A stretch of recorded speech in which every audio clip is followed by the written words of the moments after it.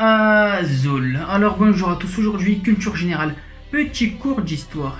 Il y a souvent des gens qui disent les Berbères se sont fait coloniser par les Arabes. Alors cela est totalement faux.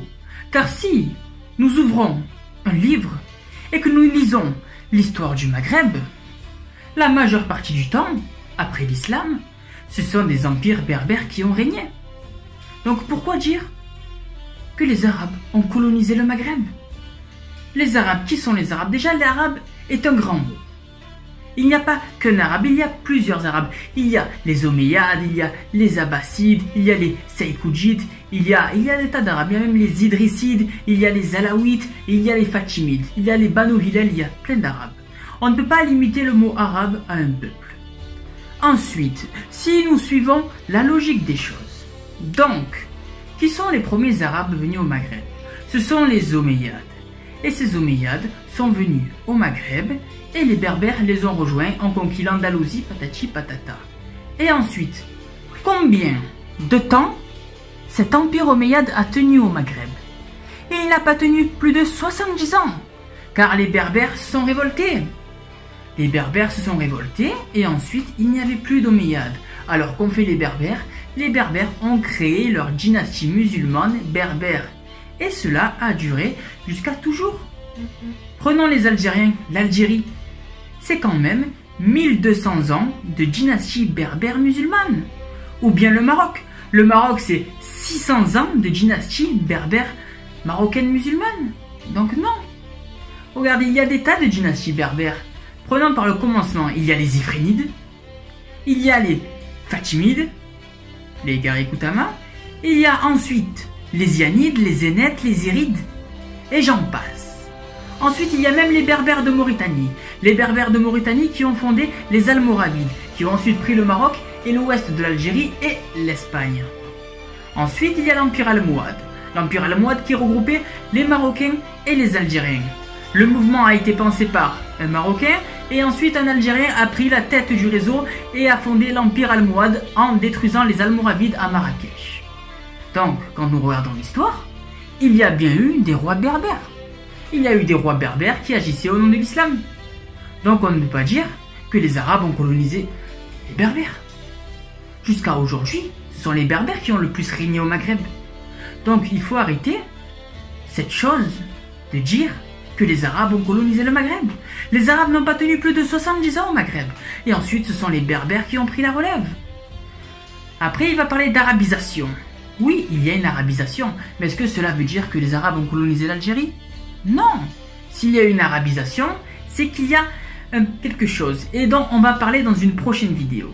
Mais non, lorsque je regarde jusqu'à aujourd'hui, dans tous les livres d'histoire, ce sont les Berbères qui ont gouverné le Maghreb. L'Empire almohade qui s'étendait jusqu'en Espagne? Les Irides qui s'étendaient jusqu'en Sicile? Non, ce sont les Berbères qui ont régné. Et ça serait très bête de la part d'un Berbère qui doit connaître son histoire que de dire les Arabes nous ont colonisés. Comme je vous l'ai dit, les Arabes ce n'était pas plus de 70 ans, ce sont les Omeyyades. Alors comment peux-tu parler de colonisation? Si aujourd'hui il y a des Berbères, car majoritairement le Maghreb est berbère génétiquement à 80% minimum pour chaque pays, du Maroc à la Tunisie. S'il y a des gens aujourd'hui, des peuples qui se sentent arabes, ils ne le sont pas, ils ont juste été arabisés.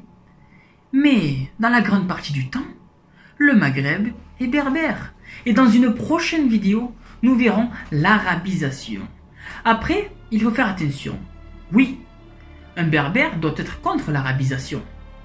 Mais il ne doit pas être forcément contre l'arabe. Tout cela n'est que de la manipulation. Si vous regardez, qui sont les gens qui vont dire les Arabes ont colonisé le Maghreb? Ce sont souvent les anciens ennemis des Berbères. Prenons exemple le cas de l'Europe ou bien Éric Zemmour. Que va dire cette personne? Cette personne va dire les Berbères se sont fait coloniser par les Arabes.